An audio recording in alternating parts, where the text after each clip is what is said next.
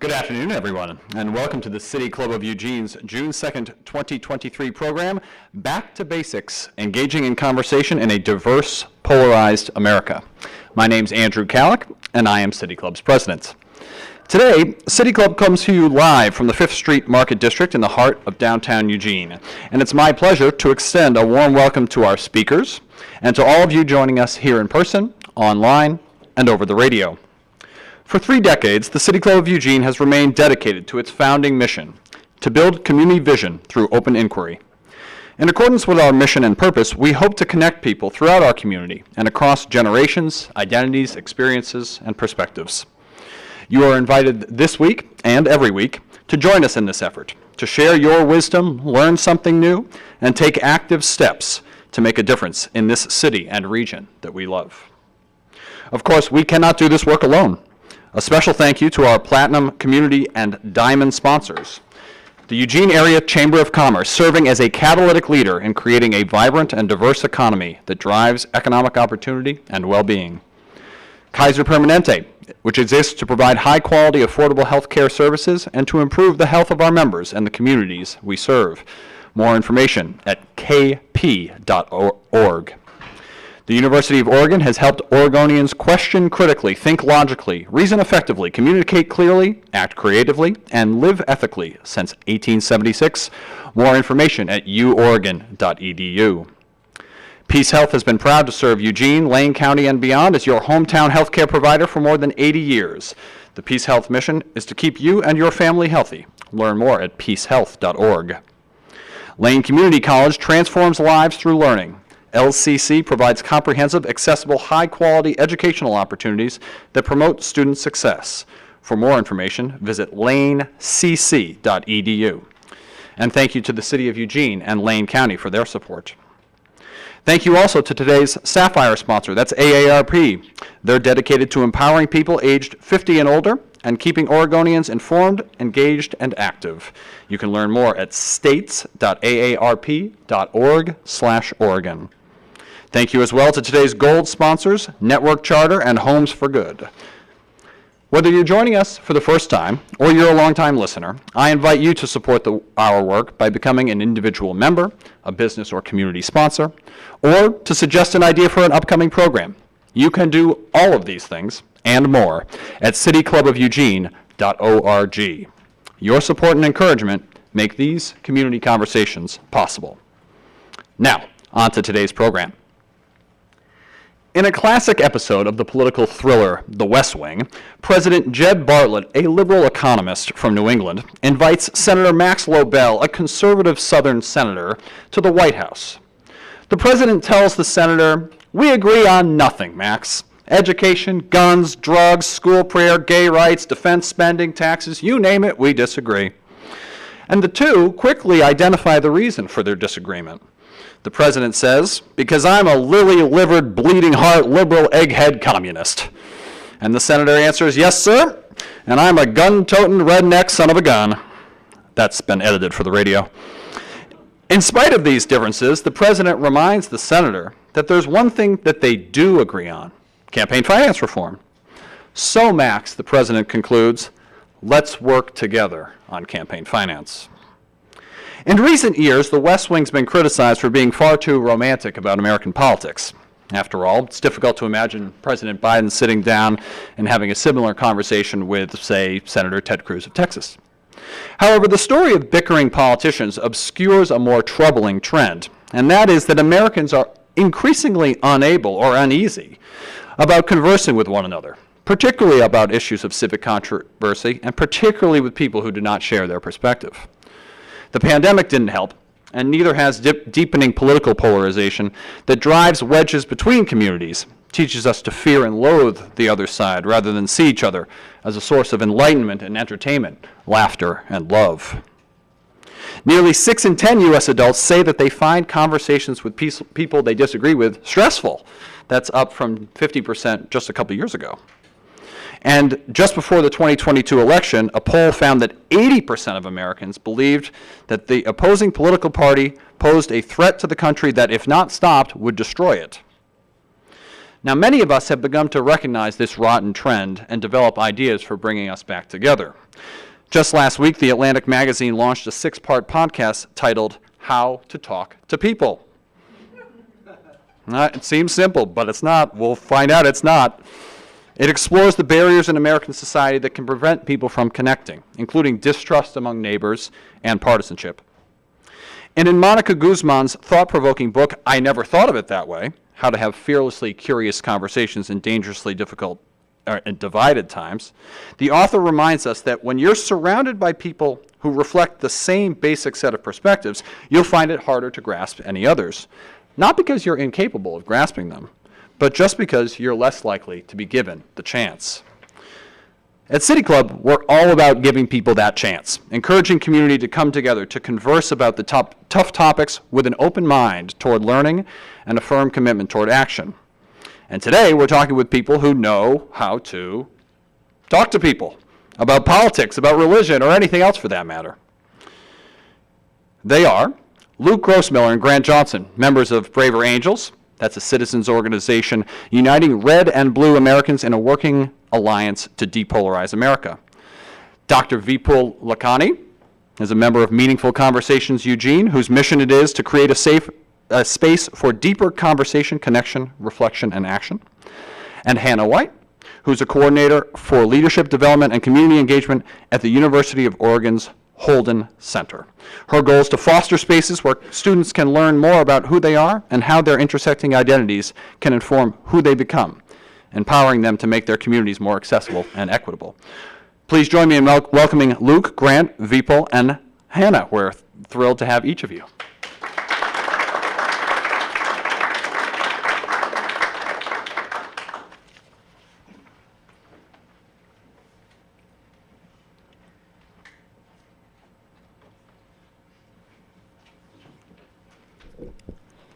Thank you for the introduction, and thank you for the opportunity to share a little bit about Meaningful Conversation Space that's been created.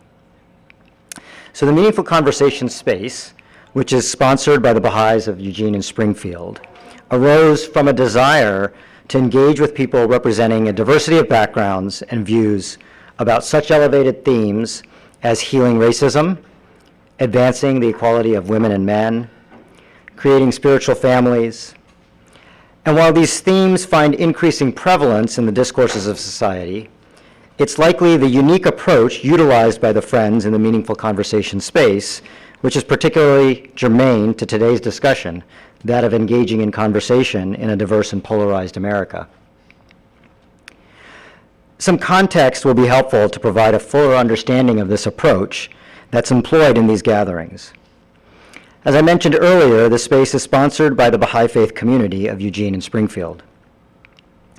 The Baha'i Faith is a world religion, the teachings of which affirm the divine religions of the past, such as Hinduism, Buddhism, Judaism, Christianity, Islam, and deliver to an ailing humanity a spiritual remedy specifically designed for the needs of the age in which we live.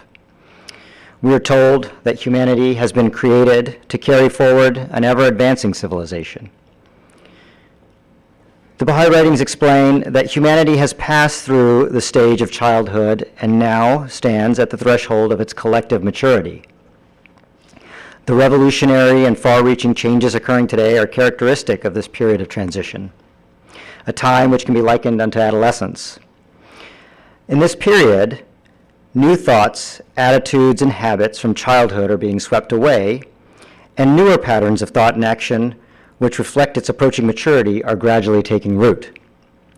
For example, take a child who, as she matures, will discard temper tantrums as a form of communication, to be replaced by eloquent speech and reasoning to dialogue with her peers. In like manner, humanity must graduate from war, prejudice, and self-centeredness to a society founded on mature principles of unity, equality, and justice, while employing skills such as collaboration and service to others. The hallmark of this approaching age of maturity is the unification of the human race.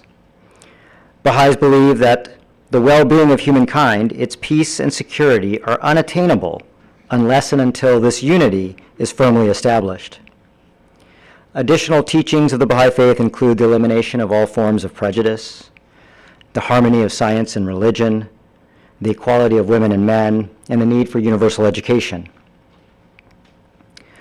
Worldwide, Baha'is are striving to translate these teachings into reality, and the Meaningful Conversation space is one example of this, in which Baha'is are learning to address elevated themes with unity. This is a space where everyone is welcome. Friends from all walks of life, backgrounds, and beliefs. We encourage everyone's participation. We listen to understand. We value the diversity of contributions. We share generously while being detached from preconceived notions and strive to maintain elevated conversations. We maintain a humble posture of learning and endeavor to seek out genuine truth on the profound topics we explore. Thus, the Meaningful Conversation space, based on the writings of the Baha'i Faith, focus on finding commonality and seeking out truth. One critical tool employed in those participating is that of consultation. This process of consultation goes beyond, perhaps, the conventional understanding, and in the Baha'i Faith is guided by such requisites as purity of motive, radiance of spirit, humility, patience, and service to others. It is through this practice that the process of consultation, devoid of contentious debate, leads the friends gathered at Meaningful Conversations to search for and discover truth. In general, there's a facilitator and a co-facilitator in the space who help to guide the conversation, but by no means serve as some source of authority. The topics cover elevated themes, prominent in the day-to-day discourse of society, with the critical component of conversing about them in a joyful, a uniting, and respectful manner. While I could try to explain all the details of the space, one really has to experience it in order to see what is happening in this space. So with that, I'll end and invite anyone and everyone here to come and join us at any point if they're interested in being a part of Meaningful Conversations. It takes place on Saturdays at 3 p.m. at the Eugene Baha'i Center. Thank you.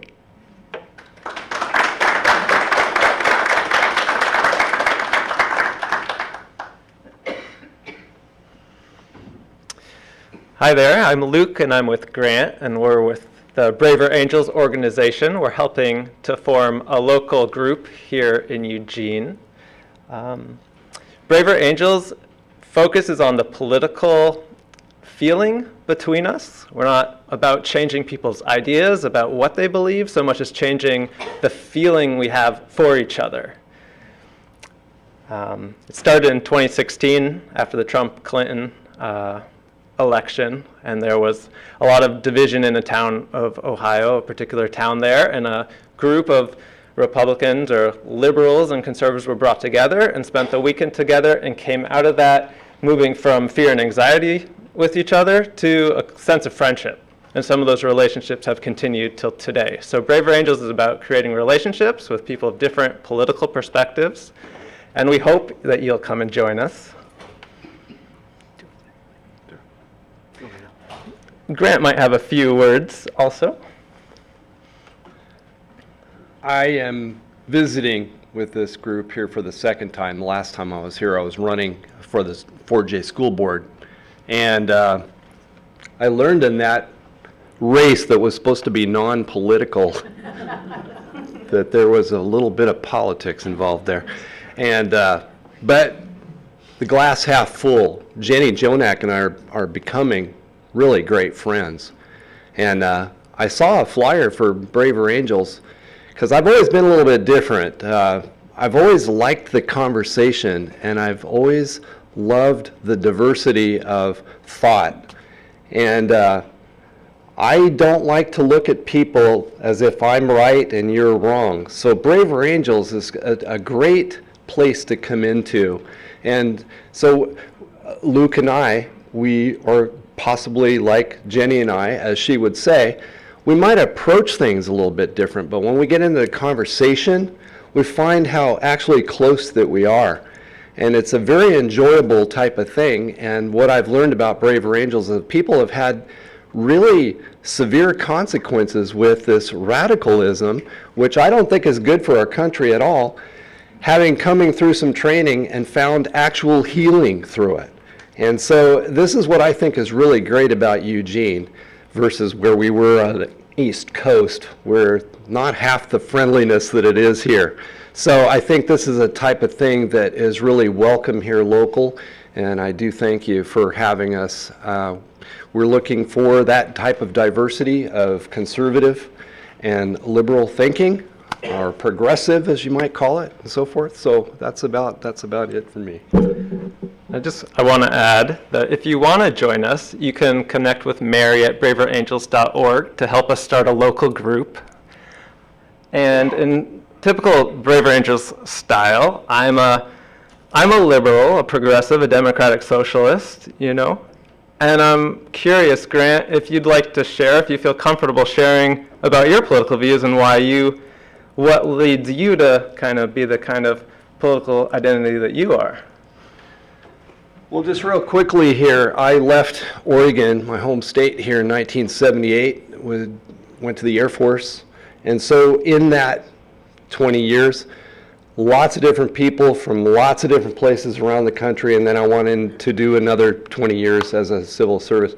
So in that type of environment, you cannot just be just in one space. You have to work through a lot of different things, in not only this country, but others as well.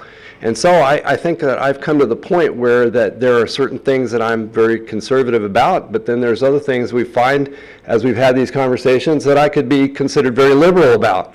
So that's where I am now, and I really enjoy the conversation, most of all, with everybody that's not thinking just like me. If everybody thought like me, what a boring world it would be.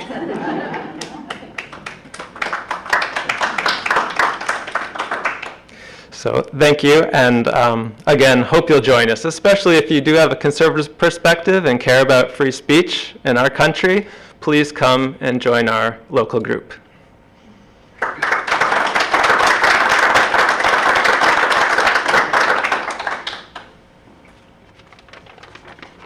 Hi, y'all.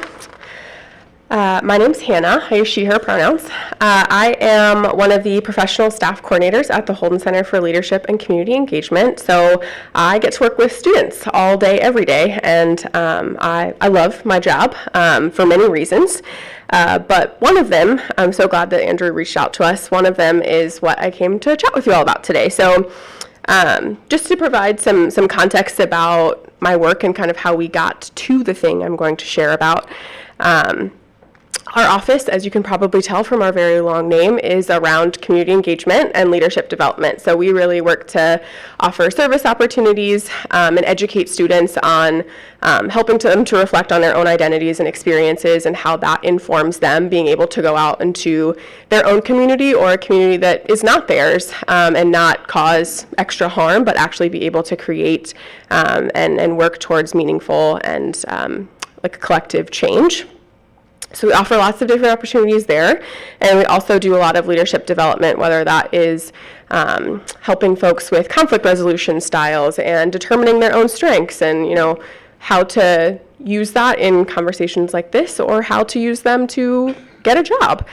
So they really range, and I think part of the reason I love my job so much is that I think we have something for every single student, because every student theoretically would benefit from getting to know themselves a little bit better and how they show up in the world and the impact that they can have.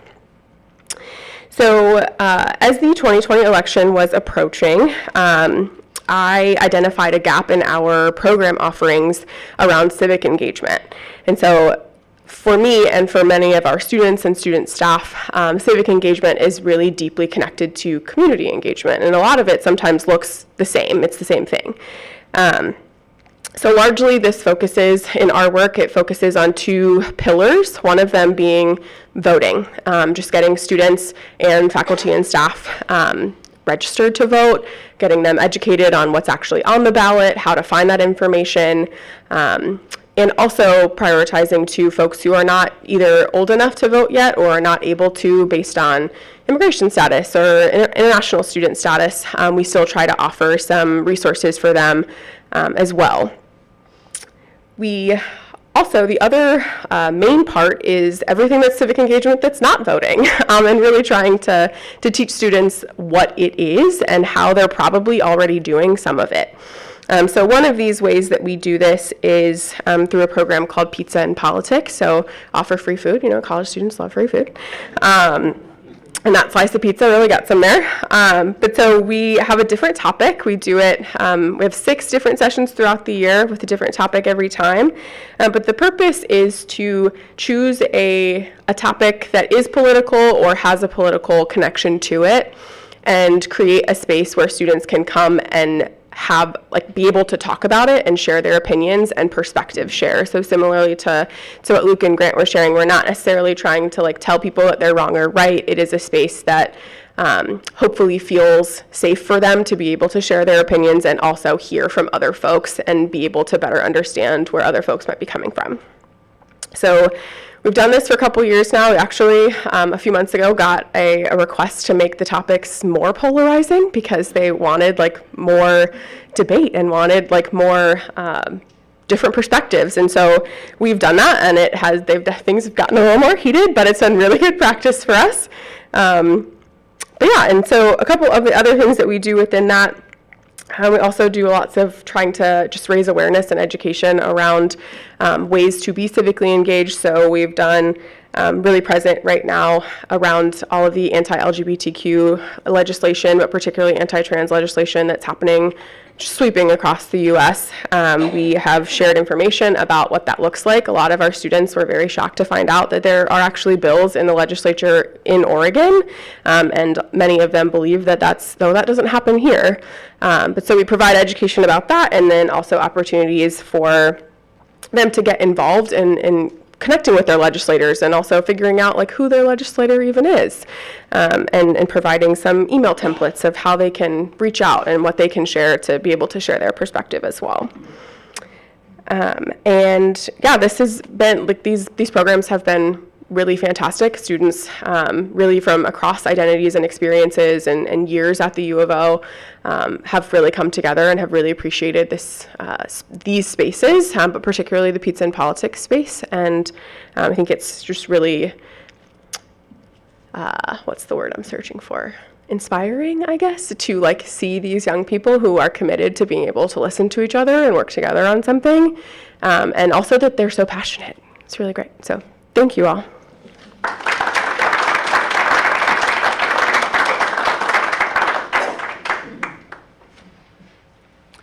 Thank you so much, everybody. We'll take a short break before we begin our Q&A. All attendees, whether you're here with us in the room or you're listening online, are invited to ask our presenters questions in just a few short minutes. As you prepare your questions, a special thanks and acknowledgement to all the City Club volunteers who made this and all of our programs possible. Thank you also to City Club's in-kind sponsors, that's KRVM 91.9 Radio, Pack Info and Simplified Computing LLC, and Dotson's Photography. Also, a special thank you to public radio station KLCC for airing City Club programs on Mondays at 7 o'clock. For those listening at home right now, your household is one of several thousand tuning into City Club on KLCC. We love that you're here with us. You can also find all recent City Club programs archived on KLCC, as well as on our YouTube channel and as podcasts. Now we'll take a brief break, and we'll be back in just a minute. Thank you.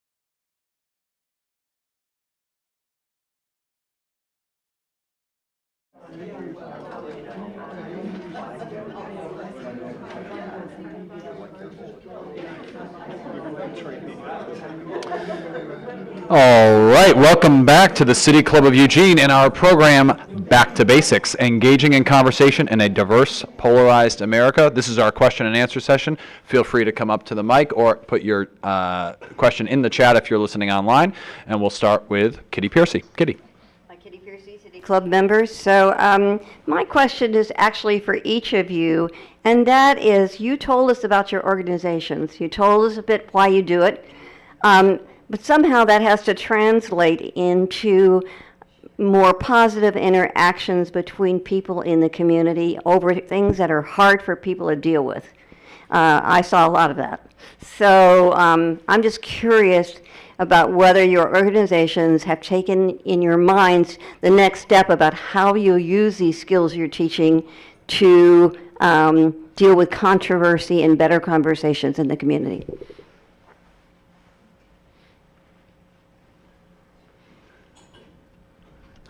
Luke, you've got the microphone. Mic check, okay. Thanks, Kitty, for that question. I'm not sure exactly where to wade into it, so I was pausing. I think I understood the question to be, how do we actually make this real and respond productively when there is tension between us? Because there are a lot of issues that we disagree on. We disagree, right? We have a different strategy, even though we might all want the same thing, which is a safe, flourishing community. We might have a different strategy to get there.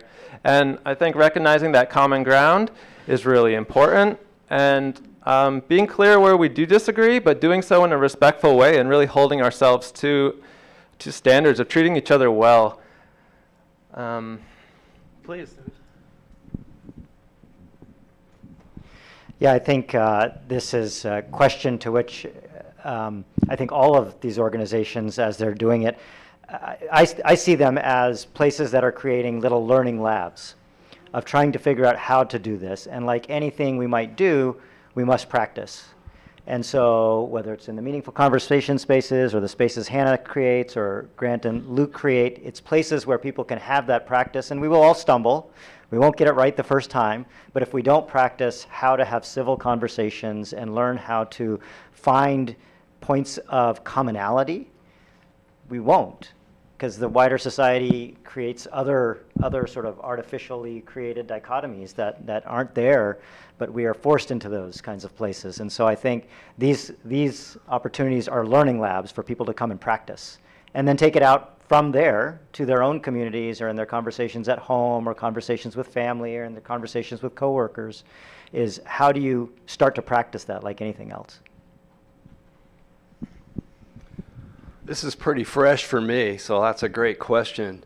I'm putting it into practice anyway. I get together with Jenny Jonak, and Morgan Monroe and I are going to get together here this next few days, and I think the bridge there is to step and walk on the bridge. I think you have to be willing to take what you're learning from, say, one of these organizations and go get in the organization. And we look at things like you either won or you lost. And I don't look at it that way. I look at it like I gained in this whole thing. It's about a seat at the table. And I think that if you're only willing to stay within this little group here and talk about how you do it, but not go do it, you're not getting anywhere. So that's my take on it, is take what you get, what you learn, and go get in the organization. Go to the city council, go to any of the organizations, and be willing to speak up and have the conversations. That's the way I think about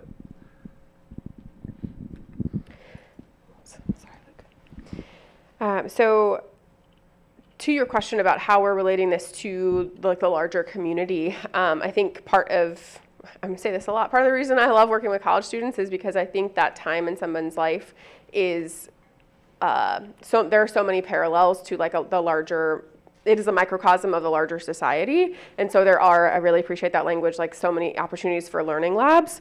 But I think the thing that I try to really instill in the students that I work with is that this is all scalable. And so we're talking about really high level like really contentious things that bring up a lot of emotions for us. And a lot of that is conflict resolution skills. And to be able to bring that down, and I had a student earlier today who was like, well, my like coworker like said they were going to do this thing, but then they didn't, and I'm feeling frustrated by it, and I'm just like, want to let you know. Okay, great. Well, like, why don't you go and talk to that person and like talk about how it made you feel, and be curious and wonder why, like, why did that happen? Because that is a scalable moment of like being able to talk to somebody about something that makes you uncomfortable and approaching it from a place of curiosity to be able to better discern what happened for them, and then for you all to be able to continue to build that relationship between each other and then go forth.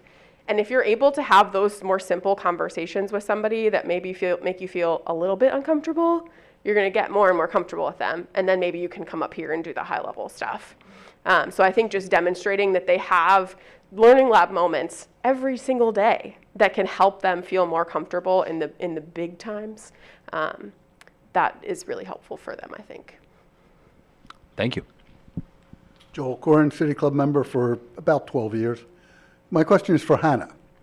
City Club puts on a program of public interest, frequently with people on opposite sides of the issue. My question to you is, how can City Club help your students, and how can your students help City Club? That is a great question.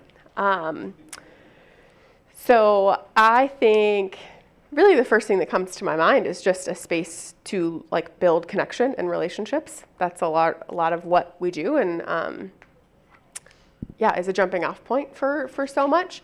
I think being able to connect college students anywhere outside of the UO bubble is fantastic. And so whether that is like a lunch like this, where it can be like a lunch and learn something, or people are networking, I think we could do that.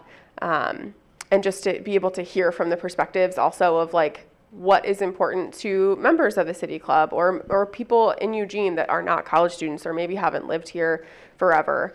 And just do that like perspective sharing piece. I think starting out with that is a great place to start. Bring them around. Thank you. Hi there, Karen Knudsen, City Club past president. Thank you all for being here today. My question comes from a conversation I had recently with an educator and an alum of UO's history PhD program, Gary Pearls. And Gary ran an experiment on a small group of us who were chatting around the kitchen table to demonstrate the concept of anchoring bias. And anchoring bias, for those less familiar with the concept, describes people's tendency to rely much too heavily on the first piece of information they have about any given topic, regardless of the accuracy of that information. And we could test it in this room. Since that conversation, I have found myself looking around for that bias in conversations. And I'm wondering how you all, if you all see that in your work, and then how you also engage that type of pattern of biasing, or to help people to be aware of it, or to help people to move through that to a place where they can gather more information. I have thoughts, so I can start. So we actually teach about different kinds of bias in one of our workshops that we offer, and anchoring bias is totally one of them. I think the thing that comes up most for the students that we're able to work with in terms of like what is informing their bias or their opinions or what have you is oftentimes like the identities that they hold and the experiences that they've had, which I think really maybe complicates your question a little bit as well, because I think sometimes that's often what makes it really hard to hear other people is when it feels like or sounds like what they are saying is against your humanity or against your like experiences that you have had that feel and are true for you. And so I think being able to like tease that out and figure out how maybe someone else's identity is informing what they are experiencing is a really hard but important thing to do.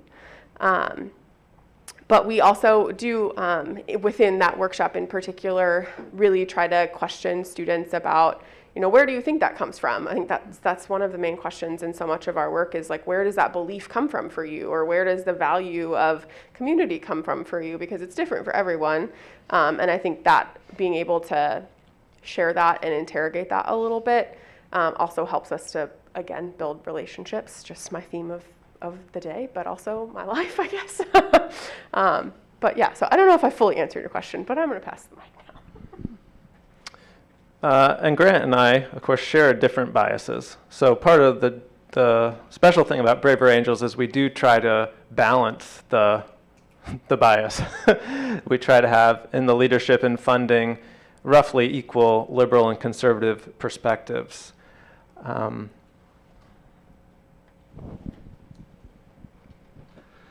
I have what you're talking about right in my own family, in fact. So it's a real thing. I think that when you are basing your information just purely on what you have taken in, probably a good example would be individual who sit in front of the TV screen and watch Fox News, 24 hours a day. You're not really spreading your brain power out, and I just totally believe my simple answer to that is making it a habit of going to different sources of information and talking with a variety of different people so that you know that you're getting a variety of thought and not being stuck.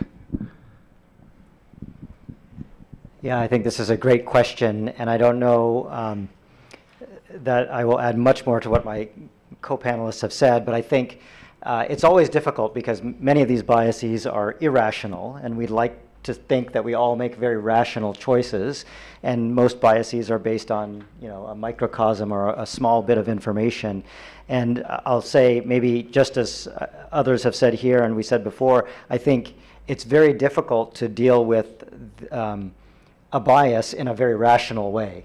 And so, again, I think what the Meaningful Conversation space and the spaces that others are creating is, again, this lab to practice and try to break out of some sort of habit that one has developed to immediately come towards some decision based on one piece of information or the first piece of information that it might be. So, I think, as Grant says, putting yourself in spaces where you have some other, not just rational reason to make a choice, but an emotional, a feeling, a tie to a person in a space that supersedes whatever that bias might have been.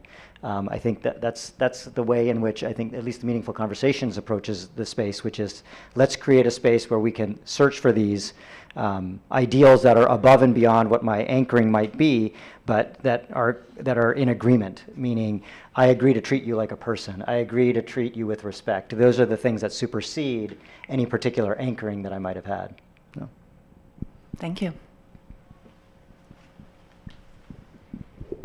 Hi, I'm Marilyn Milne. I appreciate the work you're all doing, and it seems that a common thread is that you're interested in others' opinions. But I want to go to more of a stereotypical scenario where I'm hosting Thanksgiving dinner. And crazy Uncle Bob over there does not share my political views and is not respecting my request that we not discuss politics at this gathering. So instead, Uncle Bob is blasting forth at the table with all his opinions. What is your suggestion for how to handle that?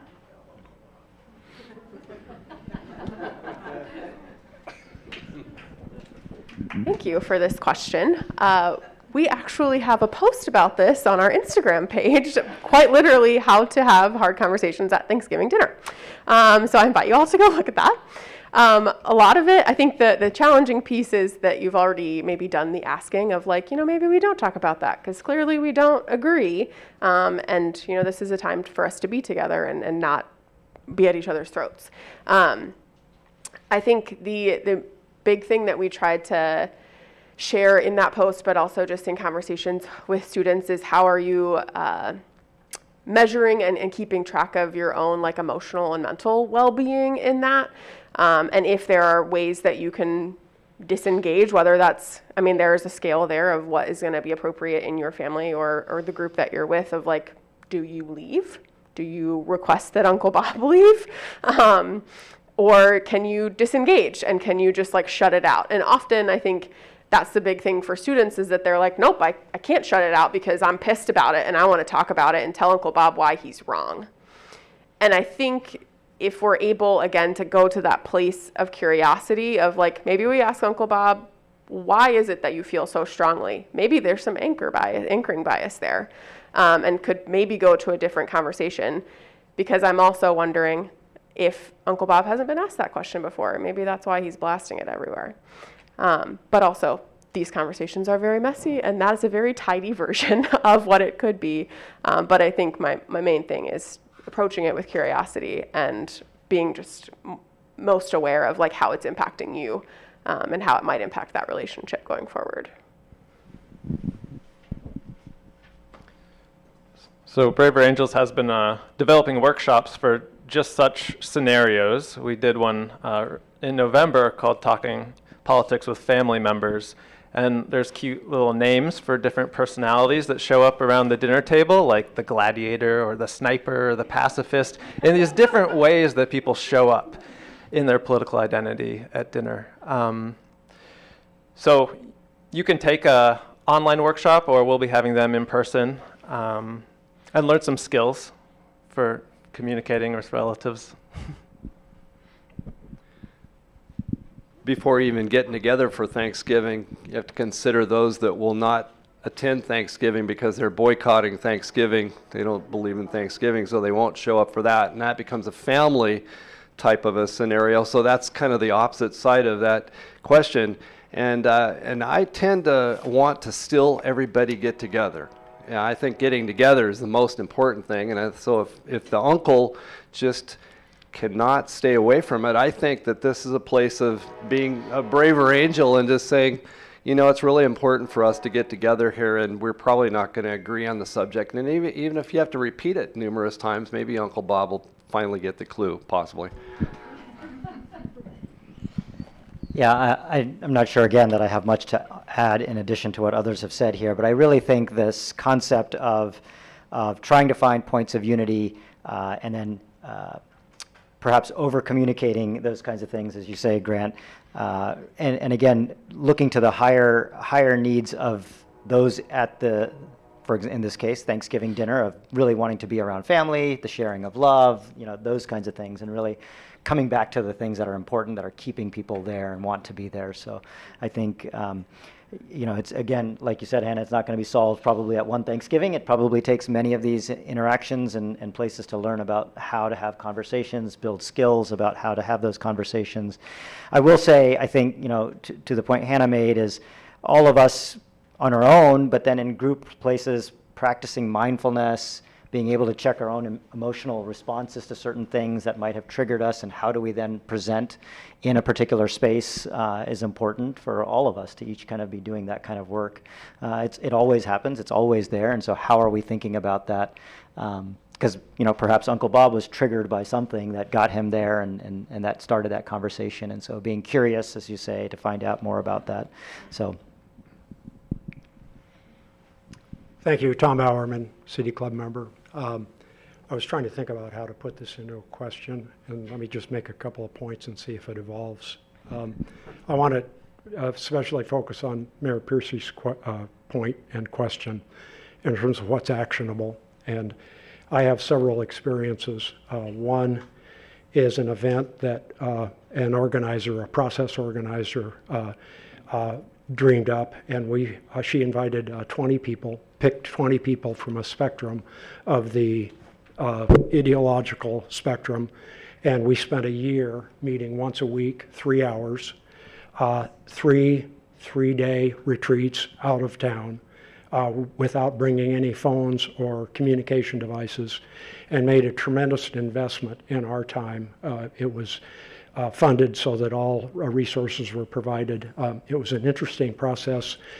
We landed at the end with a deadline to produce a product. about it. And the consequences of that made things fall apart. And I think that was the takeaway that I had on that, is that be careful about production deadlines. Another one that's similar to that is that I organized one, but I had the experience of participating in a year-long event likewise, but only meeting once a month. And each time, there was no facilitator, but each person would circulate through being the facilitator of a meeting. They would get to spend 15 minutes presenting an idea or concept, and then 2 hours remain for general discussion, where airtime is supposed to be spread. Both of those were really tremendous experiences, especially because it wasn't organized or designed in a specific way with an agenda. It was where the individuals brought the agenda items and they started the conversation, but then it was open circular roundtable discussion from that point. These are concepts of design in terms of, there's a recent report that just came out about healthiness that comes from connections between people, and they determined that they worked on the idea that there's an inner circle, which is almost always among family. That's the first circle of dimension of it. Second is the next circle that you're close to. They said developing the third degree of separation and meeting with people and exchanging in that.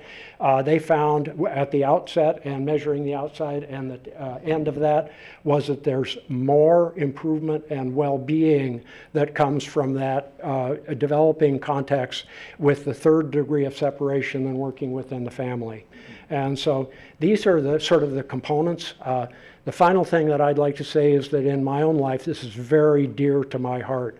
I think this is a critically important aspect of bringing us back together again. I think we all feel, almost all of us feel this sense that we are perilously close to having our democracy vanish. And it was 4 years ago and 5 years ago, I did working with a project that I directed and a couple of other researchers called, it was Finding Common Ground, springing off a Pew Research project where they took the 20 hot button items in the culture and doing opinion research that's representative sampling. We worked with 3,000 Oregonians, having them report back on where their level of agreement was. And of the 20 hot button items, we found 5 that represented really significant levels of polarity and disagreement, and that's 15 that we have common ground. And sometimes we think we have less common ground than we do, and this is facilitated by media, which is always a challenge, but we have a need to, I wanted to say one last thing. Tom, we gotta move on. On PBS 2 nights ago with Judy Woodruff, there was a 10-minute segment on exactly this topic, and you can get to it through YouTube with your knowledge about how to do searches. Thank you. Was there a question there? Yes, let's pull a question from there. You mentioned how most people seem to be where we are. They want to connect, and yet that is seemingly a challenge in spite of the fact that there's a sort of silent majority out there. And we have a question that sort of speaks to that from a listener online saying, how do you achieve a group that includes diverse views in your various projects? Don't the people who are inclined to participate tend to have similar views? In other words, aren't you just preaching to the choir? How do we respond to that question? You make an effort. You specifically make an effort to reach out and make that, get them across the spectrum. Great. What do y'all think? I'll take a stab at it. I think, in some ways, this question, thinks about another bias, which is selection bias, right? The bias that I'm going to go to a place where I've already decided I'm in common with.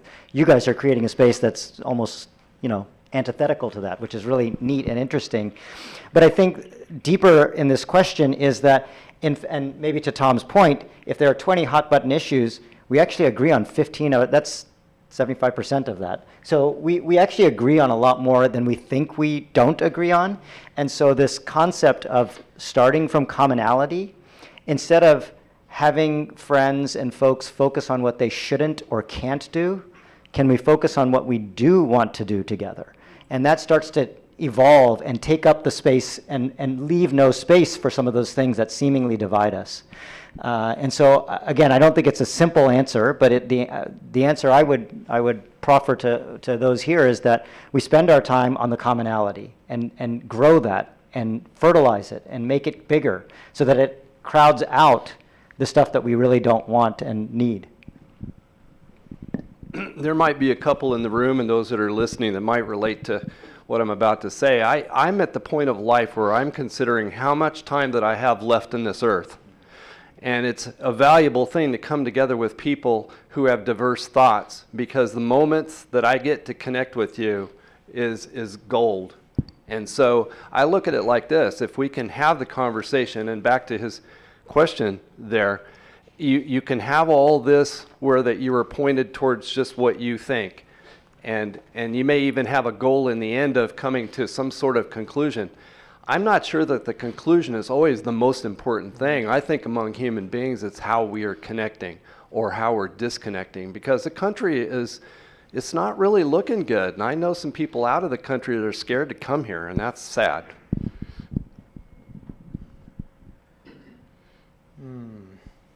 I think, yeah, there's some really valid issues with getting a wider audience.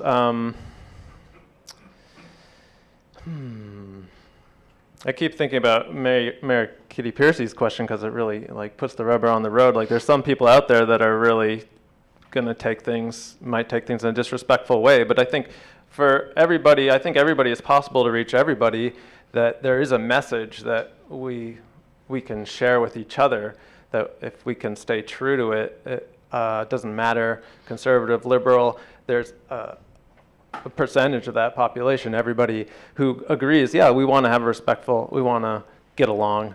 So to stay true to the message, and eventually, with kindness, others will join. I will just repeat myself and not others, that you just stay curious and try to come from that place always. Another question that comes from Tom's comment is about design. Tom actually used the word design, and I imagine it's not just pizza. It's not just the welcoming face of someone with a smile that makes your environments good for bringing people together. You've thought a lot about it. You've thought about a lot about what goes into a workshop, Brave for Angels. You've thought about a lot about what goes into pizza and politics, Hannah. Tell us a little bit about that design element. What things have worked, what things haven't worked so well, and what you've learned from it. So as part of the curriculum design itself, a lot of what we've mentioned, we do always start with our rules of engagement, and a lot of that is to just be mindful of how much your voice is being heard, and being mindful of folks around you of whose voice is not being heard, and trying to pull them in. And always a reminder too of it, this is not a space that we're trying to change people's minds, that we are just trying to perspective take and share. And so we also really encourage that if that is not happening in a group, that someone can say, I'm just wanting to remind you of our rules of engagement from the beginning. It seems like maybe we're diverging from that a bit. If we could kind of come back, that would be great. And that again is another scalable conflict resolution moment to be able to practice that. Outside of that, with each topic, we have 4 areas, and we have guided questions that we're very particular about how we word them, so that they don't feel like they are leaning one way, but they are about hearing everyone's perspective, as well as trying to deepen the education and awareness on a particular issue, or maybe something that's not often talked about. And so we do try to be very, very strategic. As folks, I think my team, we are all fairly liberal folks, and so we try to be very, very mindful that we're not excluding people, because the people that we might naturally exclude based on how we might word something the first time are exactly the people that we need in the room and talking to. Braver Angels also uses rules of engagement. For some reason, it's called the same thing. I like to think of them as agreements to help productive conversation happen. So they're things like, let's not try to change each other. Let's try to understand each other. Let's be respectful. And like Hannah said, let's be accountable to these agreements. And if that's not happening, let's self-select and agree to separate. Now's not a good time to talk, and that's okay. Braver Angels also has structures to the workshops. If we're going to have conservatives and liberals together to talk, we might start with them breaking off in separate groups. So the Reds kind of talk about, the conservatives, how they're being stereotyped, and then the liberals will talk about how they feel stereotyped, but in their own groups. And then they'll go a little deeper, like, are there pieces of that that's true? And kind of talk about that with themselves, and then get together with the wider group, with everybody, and start getting into things deeper. So yeah, there's definitely a structure. Yeah, I think I'll just answer maybe some of the things and learnings in this whole process. And it sounds like all these groups have kind of come from this from a space of learning, which is, I think you can go into a place like this and hope for things to come out well. I think a learning is that it does help to have structure. It does help. We use the term guidelines, just like anything else, it guides the conversation and guides where there are. I think definitely thinking about topics ahead of time, particularly specific questions, which we have thought about, which do not appear, and using language that does not trigger folks in a particular way. So I think it sounds like, again, all of them have this sort of structure that sort of helps guide it to achieve not so much everybody with the same opinion coming out of it, but to achieve a harmony that allows for that kind of civil discourse to occur. And that, again, superseding changing someone's mind or changing some other thing. And I think that's where maybe I see some commonality even in all of these, is that we're more interested, as Grant said, in the process of how are humans engaging with each other and this having a civil discourse than we are with changing an opinion or whatever it might be. And structure does help. Karin Knudsen, and a request from a City Club member for even more granular detail to some of what you all were just describing. A request for your favorite script. So someone has said something that you feel yourself rising to have an immediate reaction to. What is the most powerful or useful response or follow-up question that you have seen through your work? Tell me more about that. If I'm feeling stressed, like, give me a moment to calm down and just keep talking. Let me hear, but let me regulate myself. There's also the lap skills. If we can listen and then tell me more about that, and then acknowledge what that person's saying back to them so that they are understood. And then if we can find a way to gracefully pivot to sharing our perspective too, that's kind of a Braver Angel skill. So I would build off of that. We try to do, take a beat, take a breath, and share that with everybody else. That, like, okay, I'm feeling some things coming up for me that, like, my chest is getting a little bit tight. Really trying to pay attention to our bodies. But also, I've had students who have said, like, can we just pause, because I'm actually sensing that folks around the table are uncomfortable, and I think that we all maybe could benefit from taking a breath and then trying to regroup about where this conversation is going and where it kind of came from. So I think that, like, regulating the body is so helpful. Thanks, everyone. That's all the time we have for questions today. Please join me in thanking our panelists.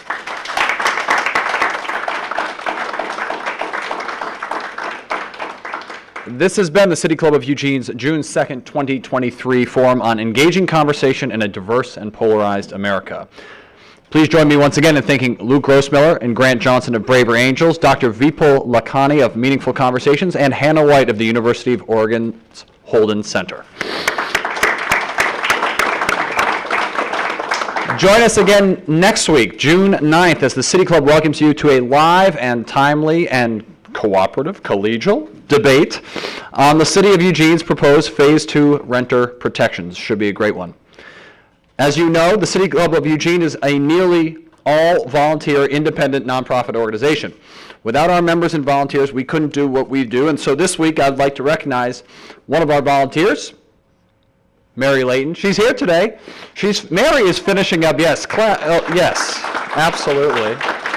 Mary's finishing up a stint as the secretary of our program committee, which is one of the unsung heroes of the entire City Club operation. So thank you for your service in that way, Mary.